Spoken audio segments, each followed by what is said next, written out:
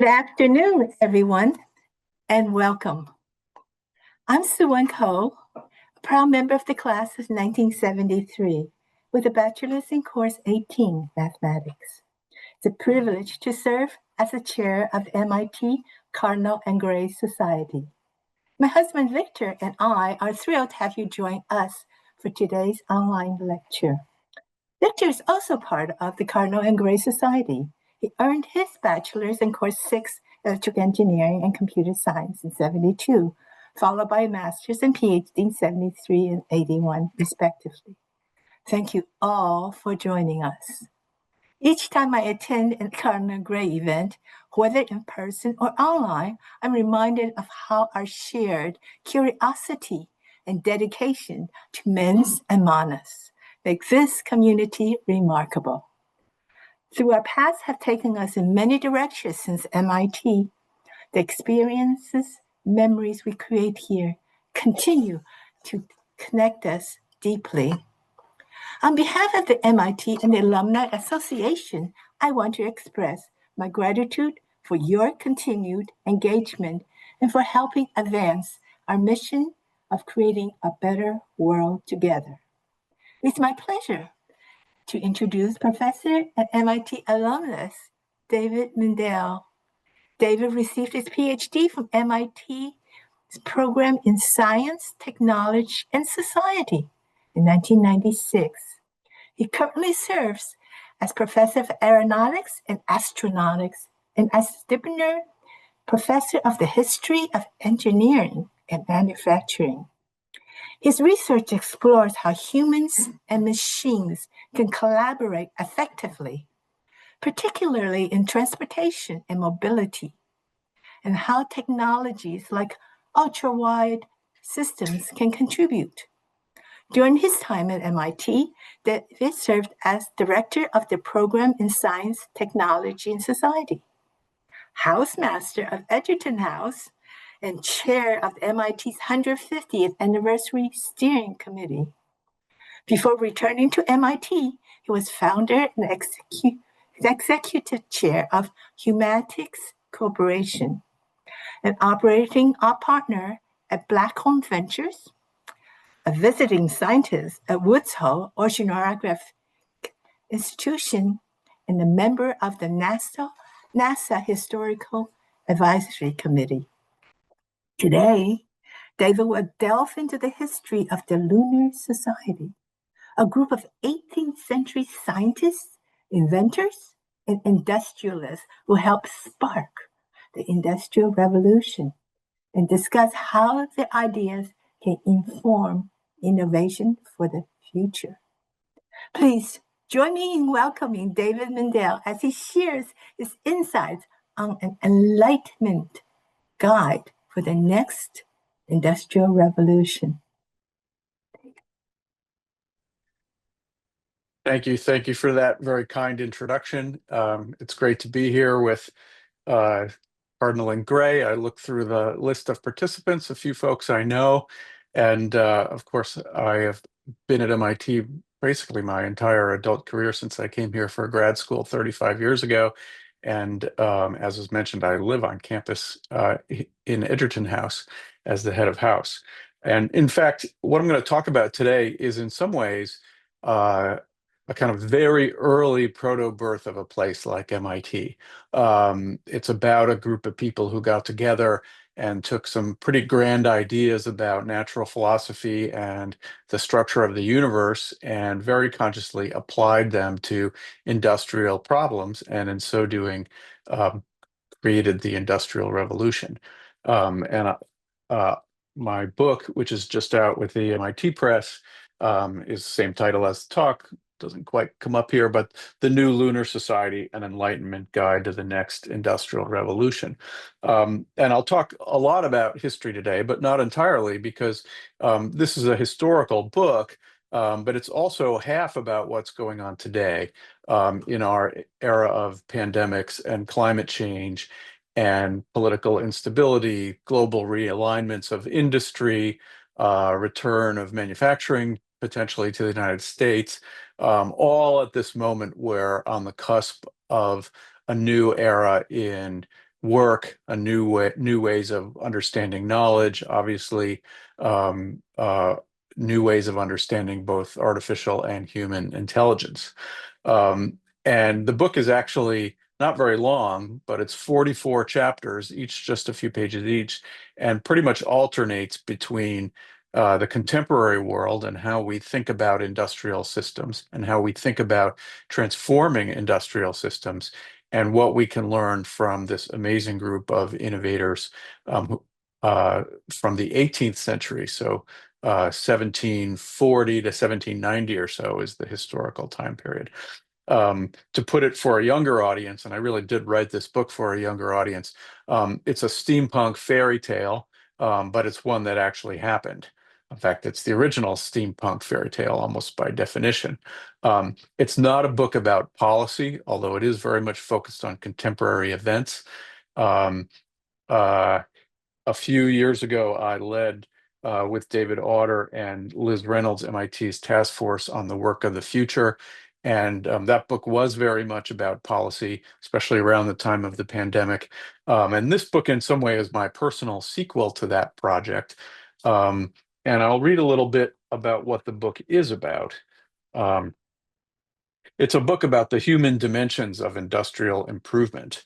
It's about people who pursue that improvement like musicians play music because it's a form of self-expression and they cannot do otherwise. This book is about the interconnections between work, industry, culture, individual action, and collaboration. It's about the relationship between thinking and doing, and the relationship between the world of ideas and the world of things. It's about class conflicts, hot metal, linseed oil, pinched fingers, AI, and pistons sealed with dung. It's about canals and mines and delicate manufactured tea sets adorned with ancient dancing nymphs. And it's about industrial systems as extensions and even mirrors of human society and how both of those things can change together. A key word in this book is industry, a word I really like, and in some ways I'm trying to recover. Actually, if you go to ChatGPT and you ask it for an image of industry, it will give you a kind of 19th, early 20th century factory belching smoke. And I think that's an outdated idea of industry that we need to get beyond. And what I try to do in this book is go back to the original idea of industry, which is as a human virtue. In fact, Benjamin Franklin's autobiography, which was the most popular book in American history for 150 years, uses the phrase industry and frugality 36 times in its barely 50, 75 pages. And historians have recently come to understand how the industrious revolution preceded the industrial revolution.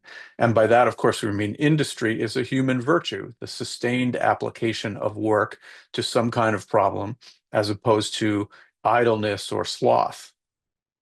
The book is also very much about manufacturing and industry as a basis for American democracy. I didn't know who would win the 2024 election when I wrote this book, although I knew the election was coming. And in fact, manufacturing and industry are actually one of the only issues that both parties in Washington agree on, although they disagree about the specific policy means to get us to advance those ideas. The book is very much also about product innovation and process innovation and how we have overemphasized product innovation and how I think the United States would benefit by a little bit of a refocusing in addition to product innovation on process innovation. So let me just share my slides here.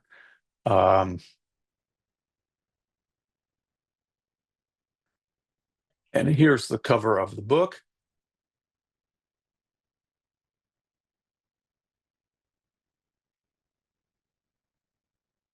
And I'll begin with this image. And if you look at this image, you may well see a kind of antiquated costume for an English gentleman, which is accurate, and perhaps evocations of the costumes of the American colonial period. And those are all correct things to see in this image. when I look at this image, I actually see manufacturing. I look at the belt buckles. I look at the buckle on the hat. I look at the stockings, which were probably made on an Arkwright stocking frame, but also the buttons on the coat, and the sword itself that the gentleman is holding. And all of these metal items were very likely made in Birmingham, England. And Birmingham, at the beginning of the 18th century into the middle of the 18th century, was known for what was called the toy industry. And toy did not mean the same thing it means today as far as children's toys. It meant these small metal products, simple, easily hammered out, easily shipped, low capital requirements. And they included everything from again, buckles and buttons to swords and even guns on the high end of the technology. It's very likely that all of these metal toy products in this gentleman's costumes were made by this man, Matthew Bolton. And he was a toy manufacturer in Birmingham. And when the century began, Birmingham was buzzing, but still quite provincial. It remained quite provincial, but didn't even have a road to London when Bolton began his career. Now, in the modern day, present day, Birmingham has given us J.R.R. Tolkien. It's given us Robert Plant from Led Zeppelin and the birth of heavy metal music. Perhaps not a coincidence that heavy metal was born in a town that was that was known for metal manufacture. But in the 18th century, again, it was known for the toy industry. And Matthew Bolton was kind of the leading figure. And let me read you a little bit about Bolton. Few can claim, as Matthew Bolton could, to have been present at the founding moments of the Industrial Revolution, to have instigated key elements, and to have imagined it in advance. Engaging, social, and matter of fact, Bolton possessed high technical skill in his trades and the humility to know when excellence had come to him. His curiosity both created the Lunar Society, we'll also talk about it in a moment, and enabled him to see the future of industry. Entrepreneurial drive, coupled with a lack of pretension, gave him an eye for fashion and ability to sell his products to the social aspirations of consumers. He dressed kings and queens and helped common people dress like royalty.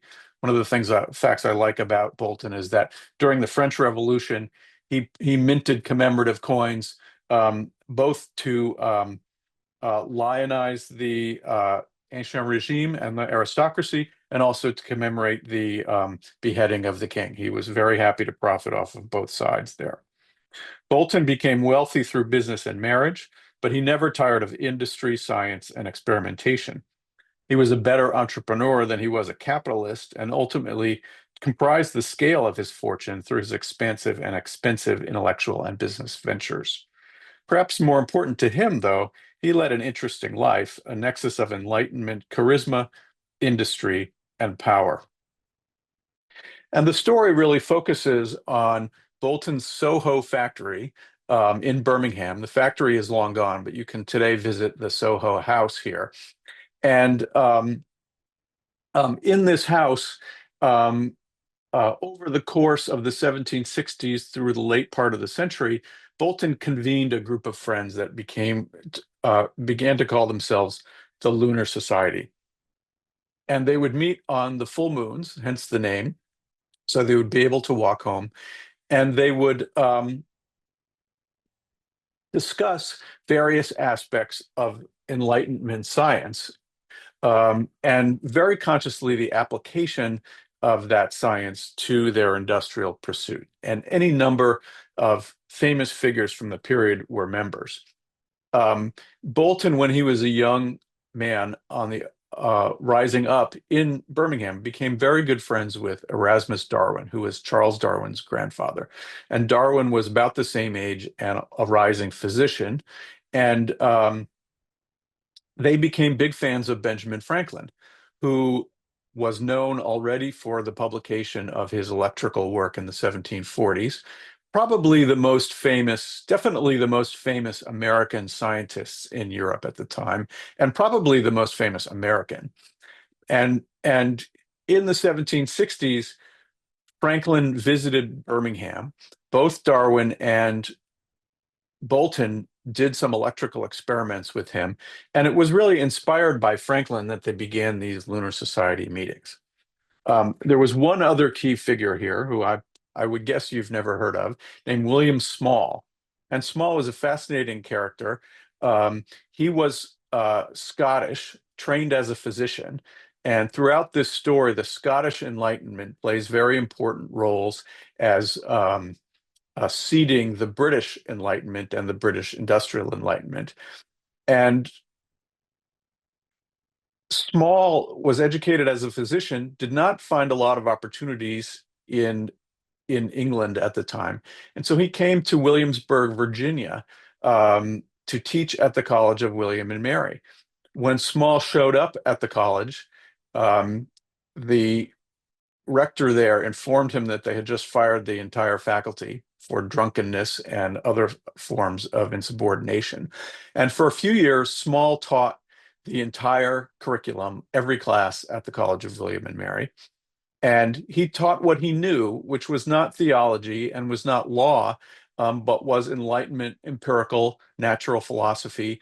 He taught by demonstration. He taught history. He taught these very empirical Enlightenment ideas. For those 2 years where he was the sole teacher there, one of his students was Thomas Jefferson. And for the rest of his life, Jefferson gave Small credit for opening his eyes to these Enlightenment ideals. And the great Harvard historian Bernard Cohen has actually looked at the opening paragraphs of the Declaration of Independence and identified the echoes of Isaac Newton in the Declaration, more so in some ways than the philosophy of John Locke. And Jefferson read Newton with William Small. Now, it happened that Benjamin Franklin came through Williamsburg at one point and convinced Small that he should go back to England, which he did. He went ostensibly to buy scientific instruments for the school and never returned. He did send the instruments back, but rather, then Franklin was living in London, brought Small with him to the meetings of the Royal Society, and eventually sent Small up to Birmingham to meet Bolton. The two hit it off famously, and Small moved to Birmingham as a physician with Bolton's sponsorship. And Small was very engaging, one of these people who just loves to connect people and bring people together. And before he moved to Birmingham, he went back to Scotland to formally finish his medical degree for a few months. When he came back to Birmingham, he told Bolton, "You need to meet this guy I've met there. There's a young instrument maker in Glasgow. He's working at the university, building their instruments and operating their instrumentation, scientific instrument shop. But he thinks he's made an improvement on a steam engine, but he's having trouble building it." And that person, of course, was James Watt. And within a few weeks, Watt visited Birmingham, and he and Bolton hit it off famously. So you have this remarkable coincidence, but it's more than a coincidence, that the person who taught Isaac Newton to Thomas Jefferson is also the person who introduced Bolton and Watt. And from there, the Bolton and Watt partnership became the partnership that made steam engines for the first 75 years of the Industrial Revolution and really sparked the steam revolution.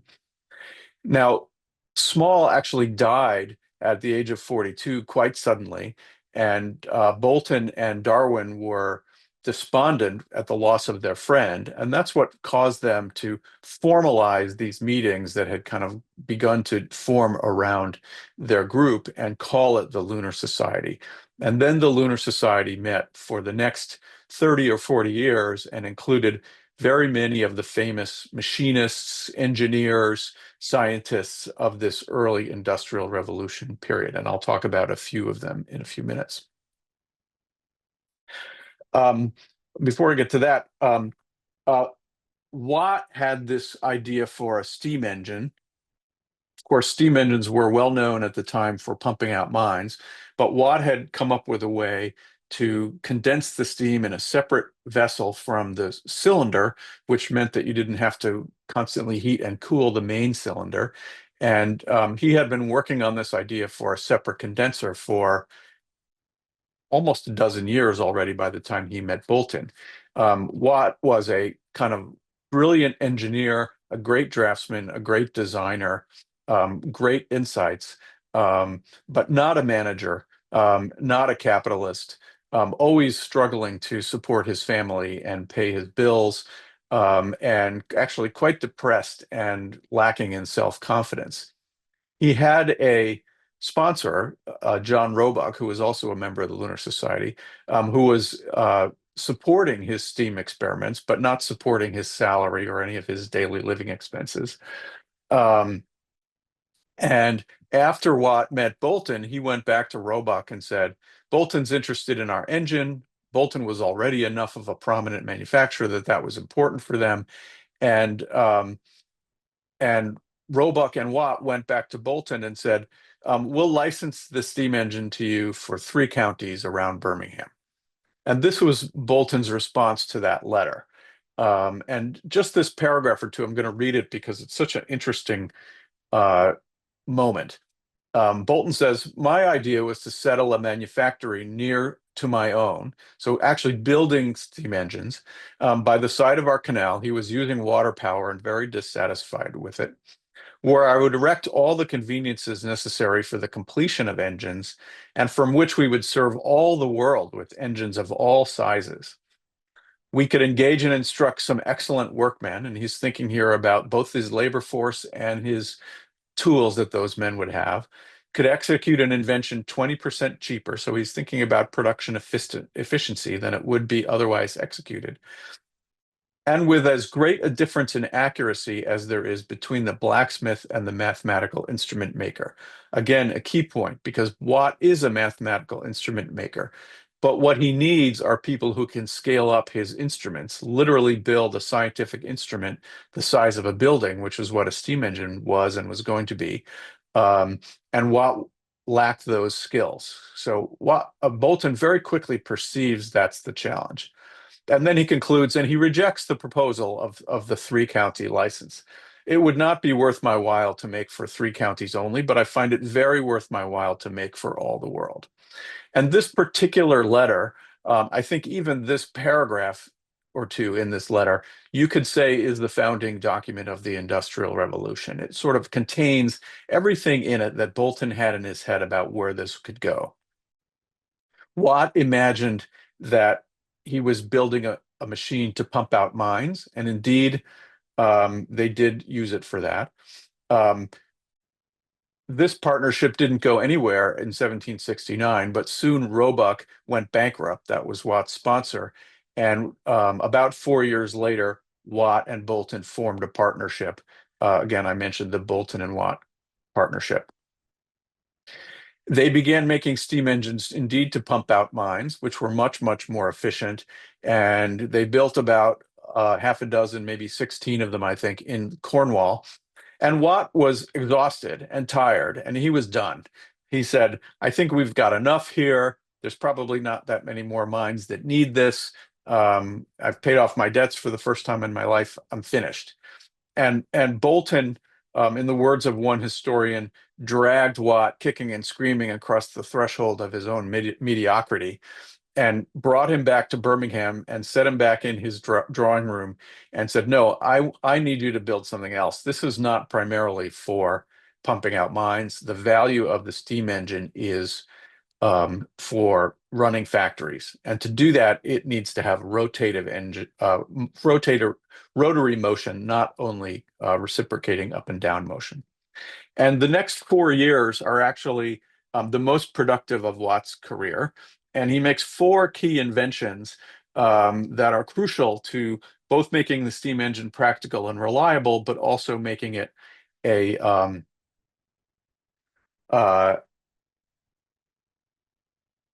rotary engine to drive factories. And you can see all 4 of them in this diagram here. On the bottom right, you have the sun and planet gear, wonderful Newtonian invention. It's later replaced by a simple crank, but Watt was very sensitive to a patent that had been filed on the crank mechanism. So he used this sun and planet gear. It's very beautiful to watch, and it translates this reciprocating motion of this walking beam into the rotary motion of this flywheel.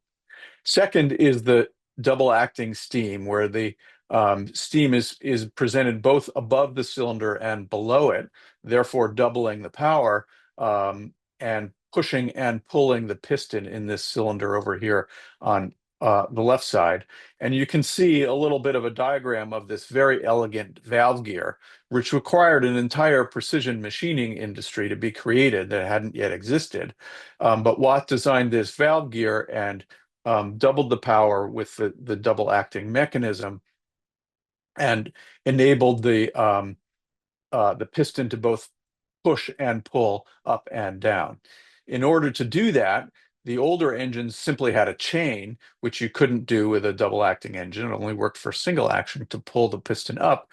Watt invented this wonderful, beautiful parallel motion, which would couple the vertical action of the piston to this sort of semicircular action of the walking beam.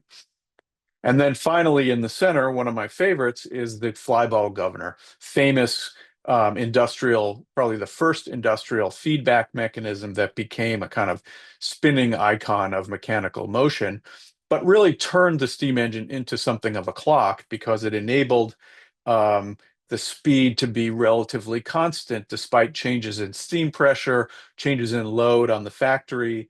And you needed those kind of constant drives in order to not break the threads in a textile factory, or just more generally to regulate the power. So these are all the subsidiary inventions that Watt had to create in order to make his main invention of the separate condenser valuable. And as soon as they came out with this rotary engine, it's actually 1776, another great turning point in this book. Obviously, the Declaration of Independence is that year. Adam Smith's Wealth of Nations is that year. Edward Gibbon's Decline and Fall of the Roman Empire is 1776, and Watt and Boulton deliver their first rotary engine in 1776 as well, to breweries in London, by the way. The Whitbread Brewery is their first customer. And it's immediately a hit, and they begin selling them by the dozens. I think they sell about 800 of these engines by the end of the century.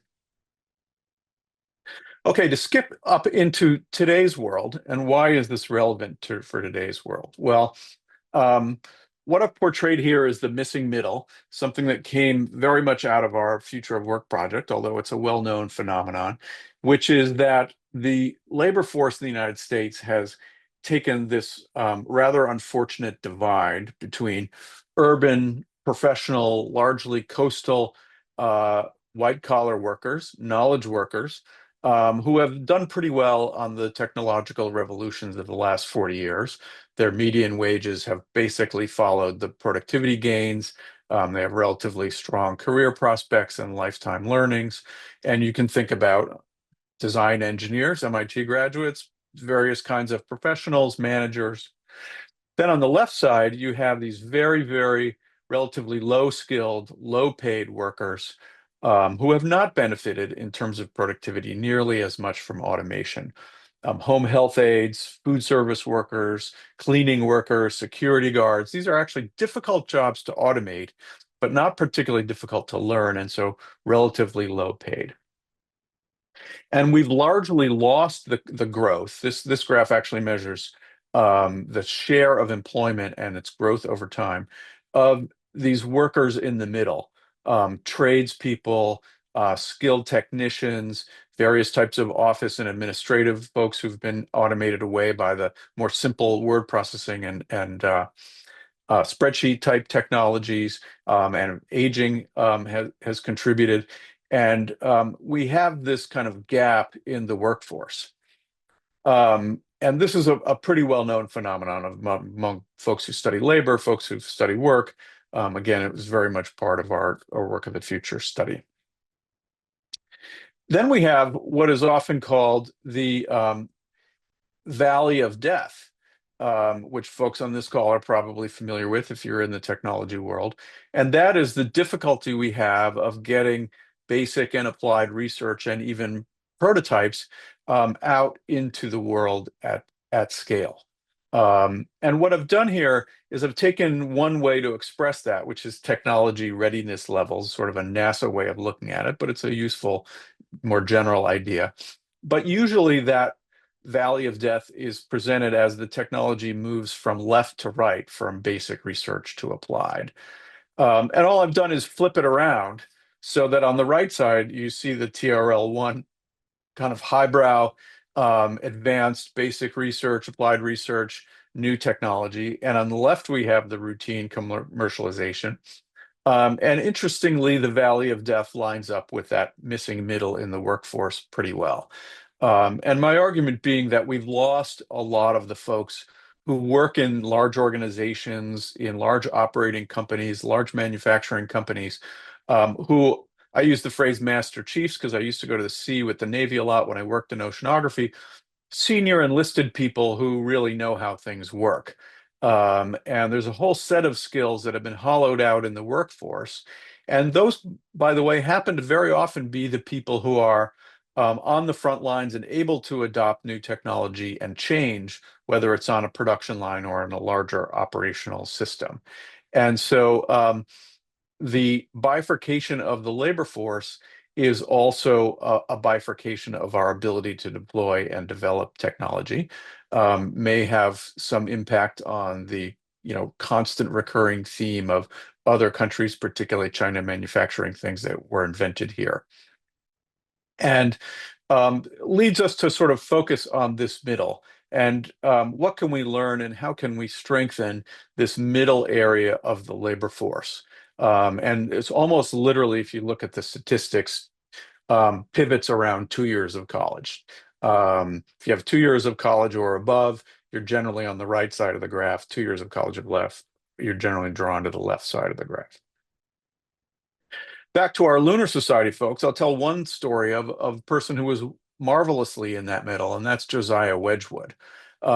Wedgwood was born as a very poor potter in a very low quality English pottery industry in the 1730s and 40s. His father was a potter, and Josiah Wedgwood showed early promise in his life, but was felled by a smallpox epidemic, which crippled his knee and left him unable to sit at a potter's wheel for long periods. And he responded to that by learning how to innovate in design and materials and trying to work in the pottery industry in a higher level of abstraction. And of course, people told him, you will never be able to make money or make a successful pottery industry in England. The Chinese imported porcelain is so good, and they've been making it for generations, and you'll never be able to compete with it. There's no workforce here. All the workers are drunkards. You'll never be able to create that kind of pottery. And Wedgwood was very smart and very clever on both marketing and design, as well as the scientific part of his work. And within 30 or 40 years, he actually did create an English pottery industry that was able to compete with the Chinese. And actually, interestingly enough, he was Charles Darwin's other grandfather. And the Darwins and the Wedgwoods were intertwined for 2 generations, actually. And so the Lunar Society, of which Wedgwood was a member as well, literally begat the most important scientific idea, one of them of the 19th century. But Wedgwood was one of these people in the middle. He understood the material foundation of the work. He understood the craft that it took to make pottery. There's still many pots that he made himself are considered the highest examples of the art. But he also then, through various types of elite connections, including making pottery for the wife of King George III, Queen Charlotte, understood elite tastes and understood that he could market elite pottery to middle-class people. And wonderful story of a worker innovating through the skills they learned and combining them with these larger cultural currents. And over in the left here on the bottom is a medallion that Wedgwood made as part of his involvement in the anti-slavery movement in the late part of the 19th century. Wedgwood was very aware that his business was based on making tea sets and sugar bowls, which were both colonial quantities. The amount of tea and sugar that were consumed in England um, during the 19th century, or sorry, the 18th century was tremendous. And that particularly in the case of sugar, he was buying into and becoming wealthy off of an international slave trade that was supplying this colonial commodity. And he early found troubled that contradiction troubled his conscience. He joined the English anti-slavery movement very early, and he contributed the only way he knew how, which was to make ceramics. And he made this famous medallion.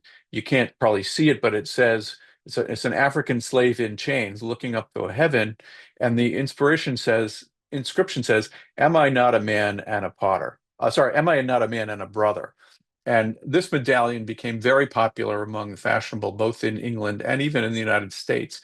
Wedgwood sent them by the dozens and box loads to Franklin in the United States and became a kind of popular image of the early anti-slavery movement. And of course, in England, they abolished the slave trade 50 years before the American Civil War. It's a great example of how manufacturing is potentially a way to not only support an existing social order, but also to create social change, and something that I hope is inspiring to young people today when they're faced with so many different ways that people agitate for social change, that manufacturing and building things is actually as potent a force as any in ways to change the world. But a great example of the middle station there. I have a little story in there about Wedgwood's AI. He actually made a pyrometer that was able to measure very high temperatures and kind of remove the craft knowledge from his workers of how to tell the kiln temperature by eye and instead do it in a quantitative way. But that actually enhanced the creativity of his potters to a great degree. And there are many similarities between Wedgwood's industry and the pottery industry and the modern semiconductor industry. Not only the international trade elements of it, but also the sequence of firing and the way that science plays into the kind of magical recipes in both of those industries. Very parallel story in the United States. This is Paul Revere and the famous John Singleton Copley portrait that's here at the MFA in Boston. The only portrait that Copley ever made of someone who wasn't a gentleman or gentry or clergy, as made of Paul Revere, the silversmith craftsman, famous for his role in the Revolution, famous for his silversmith role, but also after the Revolution, very much took his approach of contributing to the new republic and the growth of the country by learning how to roll copper, and built a copper rolling factory here down south of Boston in Canton. You can go visit it today, and rolled the copper for the US's Constitution, and had the first R&D contract from the United States federal government, and was very conscious, as was Alexander Hamilton, as was Thomas Jefferson, of the importance of manufacturing for the growth of the early republic. And there's a lot in the book about the role of manufacturing in these founding fathers' notions of democracy and important it is, and how something we might think about recovering in today's world. Finally, I talk about what I call a new industrialism today. Young people, young MIT graduates, young people from all different walks of life going into industrial companies, both with software skills and hardware skills, to use the best of the new digital world and now AI, but also to enhance existing manufacturing processes, to enhance skilled work, and how those kinds of movements are essential for revitalizing United States industry, which again has been a very top policy goal for both Democratic and Republican administrations. I talk about this company's Sustainment, which is in Austin, Texas, which is building a digital connectivity platform to build secure domestic supply chains for medium-sized manufacturers. Really interesting company called Panthalassa, where you have young AI engineers and digital engineers working with hard hats, working in this is actually the very bay where the Liberty ships were made during World War II in Vancouver, Washington, building very large buoys that are actually going to be um, uh, floating data centers out in the middle of the ocean, capturing wave energy from the very roughest parts of the ocean to drive uh, uh, AI inference and other types of data processing application with the lowest cost green electrons on Earth, but basically an industrial manufacturing pursuit. And then at the end, I really talk about, I don't try to predict the future of industry in this book, but I talk about how to talk about the future of industry in a way that's practical and realistic and optimistic and forward-looking, but not utopian. So I'll just close with a few of my guidelines from the Lunar Society story about thinking about the future of industry. Marry product improvement to process improvement. Avoid utopian innovation speak. Think in systems. Emphasize adoption. Design for resilience and flexibility. Get excited about maintenance and repair. Value knowledge at every level of work.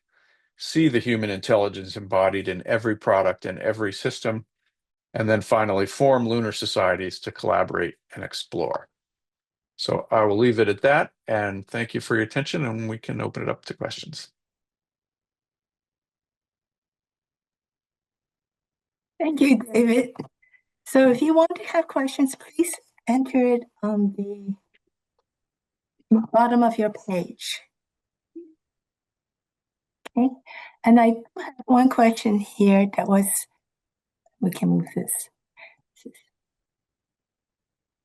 It is, process innovation is key. How can we correct the incentive structures of Wall Street to favor domestic innovation over other solutions that weaken U.S. manufacturing? Example, offshore and export of domestic manufacturing. Yeah, that's a great question that I do address in the book in some ways, not least with an example of Adam Smith and the pin factory, again, 1776, and how badly Adam Smith understood the pin factory and actually invented a fair amount of the story himself and never even bothered to walk down the street to see the work that his friend James Watt or other people were doing in manufacturing around him. And that's a bit of a cartoon for the ways that I think mainstream economists have never really understood manufacturing and the kind of political and social importance of it above and beyond the straight monetary nature of it. And so perhaps there are some correctives becoming in mainstream economics. But I do think with this book, I'm trying at least to elevate the whole notion of process innovation, which maintenance is, not the only, but a very good example of process innovation. And work at MIT by Liz Reynolds and others in recent years have really shown that process innovation is actually key to product innovation, and that there's nothing like building something to understand how to build it better, or maintaining a network in order to understand how that network can be improved. And we need to focus our eyes on those kinds of very important work. I have a whole chapter entitled Designed by Apple in California, which is a phrase that sort of stands for the hiding of the process innovation behind the product innovation. So at the very least, we want to make it visible and we want to call it what it is, which is a very important form of innovation. Especially Apple in China. Wow. Thank you. What do you see as the impact of AI on industry and other areas? That's the $64,000 question at MIT right now, of course. And, you know, one of the things we learned from our Work of the Future project, or which the history brings to those projects, first of all, is that what happens with AI is not predetermined. And it's up to us in the many choices that we make about technology to shape that future.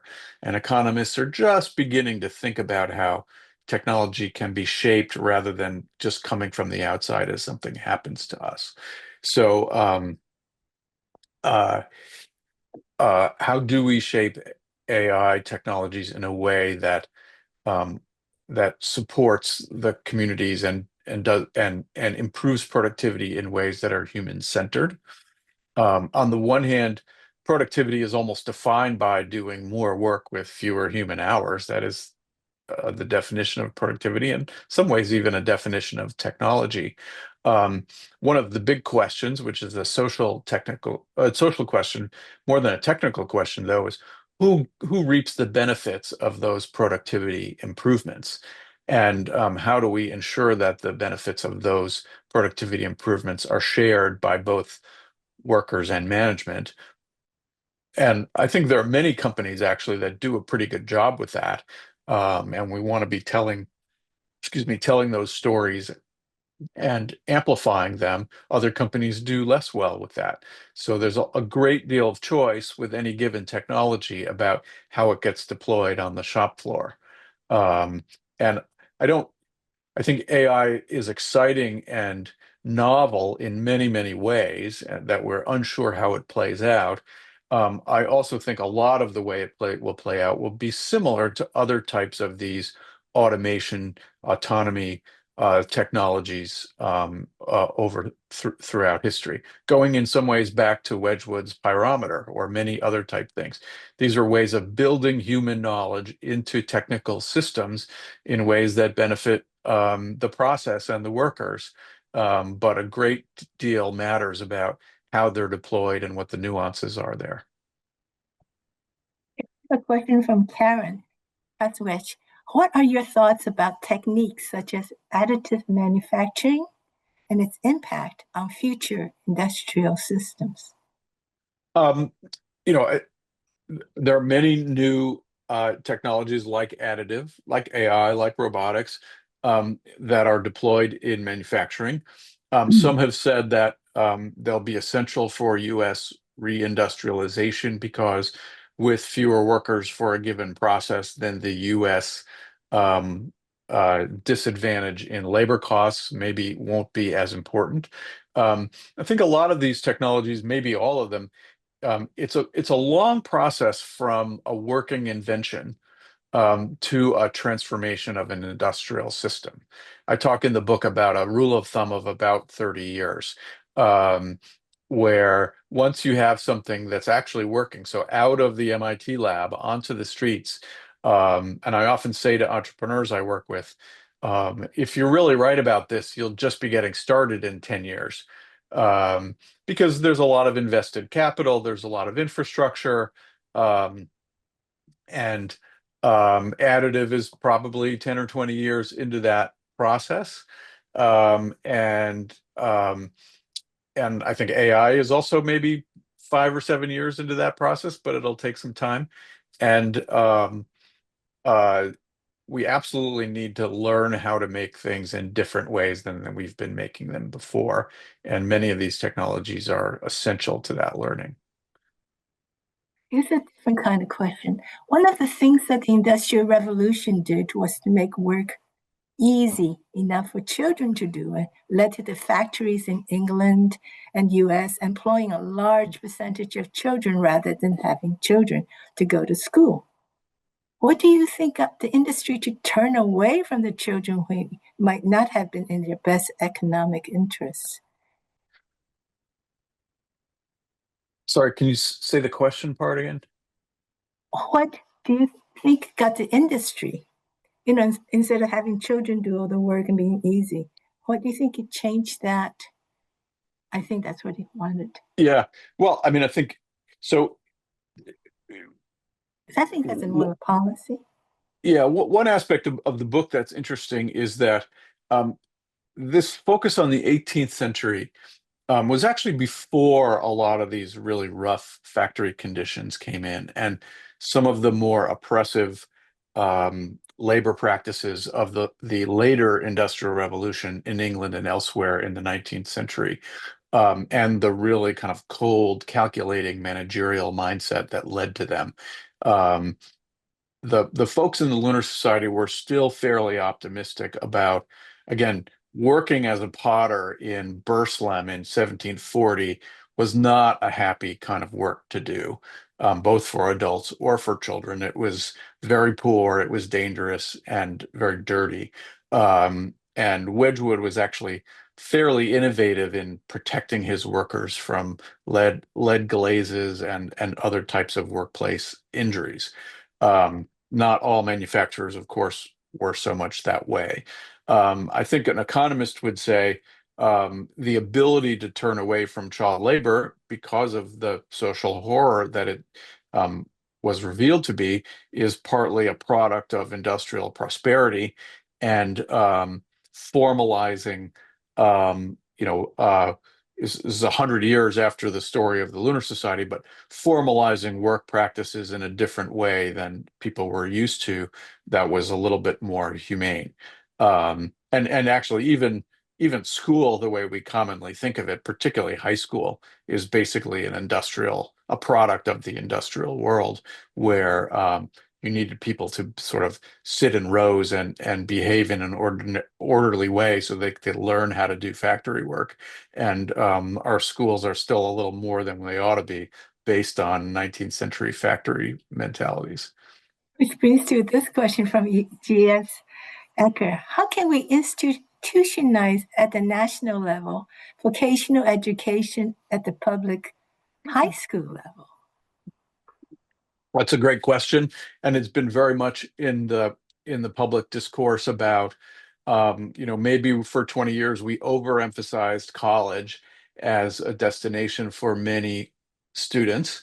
Um, that's a little challenging one because the statistics really say 2 years plus of college and you're way higher in the income brackets and you have much more labor mobility and social mobility.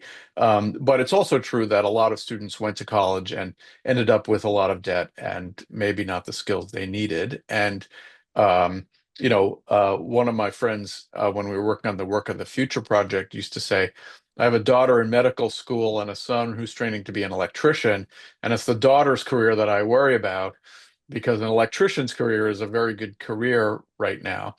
And again, we've lost a lot of the that kind of workforce in the trades, which is why those skills are scarce right now. We've also lost a lot by not having a lot of our smartest, best performing students go into those trades. Because again, you go and maintain a system for a few years, you get a lot of insight into how to make it better and how to improve it. And it's those middle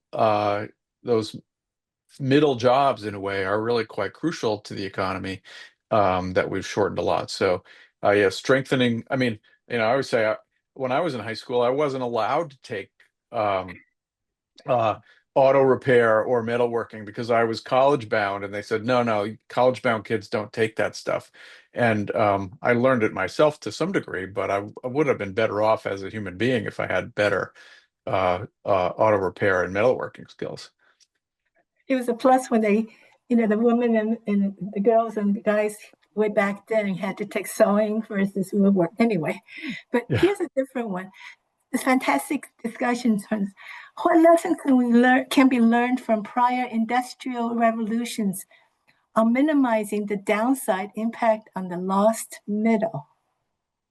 Our current economic policy on reskilling, reshoring viable? I mean, it's like having the high Yeah, school I mean level. that's a big question. Reskilling is actually a challenging topic because it's not easy to teach people in their mid-career to change skills. You know, we learned during actually an interesting fact in the Work of the Future project. MIT has one of the largest and best cognitive science departments in the world. I think there's 185 faculty there. The number of those faculty who work on child learning and child development is very large. It's a very well-studied topic in psychology. The number of those faculty who work on adult learning is one faculty member spends a quarter of his time looking at adult learning. So we know a lot less about learning mid-career than we do about kids learning. Many people who need retraining are not people who were particularly great in the classroom to begin with. That's partly why they went into some of the jobs that they did. So it's not an easy story, even though it's an important one to understand. Um, and although I do think, again, that simply rather than dismissing many of these jobs as low skilled or unskilled, to be able to look at almost any job and understand the skills that people develop when they do those things is a valuable way of learning to see what uh, workers bring to this story in any given situation, whether it's industrial or whether it's here at MIT in our educational mission. I so always say every single person that works at MIT, yes, the professors, but also the people who work all the administrative jobs and the people who work facilities and the police, they're all here because they want to teach the students, and they all do teach the students in their own ways. And the students have a great deal to learn from everyone at MIT. But we don't have enough in some way of these middle workers in production lines from real operating systems that our MIT engineering students are exposed to. There's a couple of questions that are very similar. So many inventions from Andy, inventions ideas developed at MIT exported to offshoot companies outside of MIT. Has this process been successful? What is consequences? And similar to that is, well, it's more or less like what is development? Like here we do it, and they're out there. I mean, successful for whom, I guess, is the question to ask. It's been very successful for China and for Taiwan as well. In India, And yeah. invention after invention is even not only invented in the United States, but perfected here in some cases, and then manufactured at scale elsewhere. So clearly, we're missing something important about how to take complex technologies and make them. Um, Scaling is the word people use, but it really means cheap and practical and accessible to the majority of the population. We have one more. I'll go really fast. I didn't get to scroll all the questions. There are lots of questions here. Education. This is a different thing. MIT had a STEAM lab when I graduated in 1955. It no longer exists. What does that message send about MIT's focus about basic machine design? But I, I think what I wanted to focus on, tell us, is like that we have this product, as you say, we're focused on product, but I think tell us about the focus, working focus at MIT instead. Like we're trying to go toward the process and have more of this quote lunar societies be part of our world and get our people together, just mens hermanas and togetherness at MIT. Right. So, on the one hand, MIT is a product of the Lunar Society. And, there were actually, Joseph Priestley, the famous chemist, was a member of the Lunar Society. He taught at a school called Warrenton, which was a dissenting academy because it was for students who were Quakers or Baptists, not part of the Anglican Church. And, um, uh, these were all places that in some ways were very early examples of the impulse that William Barton Rogers had when he founded MIT. Um, and MIT has always had its foot in industry more so than certainly Harvard, but many other universities as well. Um, at the same time, I think actually the gap between MIT and the rest of the world is deeper and more troubling than it's ever been. We're still very good at pushing the envelope, at doing the basic science, doing the really very far forward thinking work.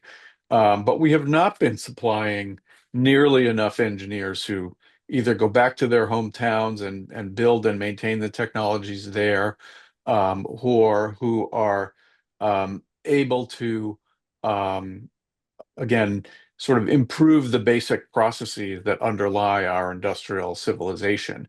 Again, like the rest of the country, I think we've overemphasized product innovation and have not emphasized process innovation as much as we might. And there are folks around who are thinking hard about how we can do that better in today's world. John Liu, for example, has a program they're calling technologist training, which is specifically for training kind of non-engineer senior production line workers to work with robotics and AI and new technologies. And so there is some work beginning to address some of these issues. Thank you, David, for offering such a fascinating look at the thinkers and ideas that help shape modern industry, how we can learn from them today. And thank you, everyone, for being part of today's lecture.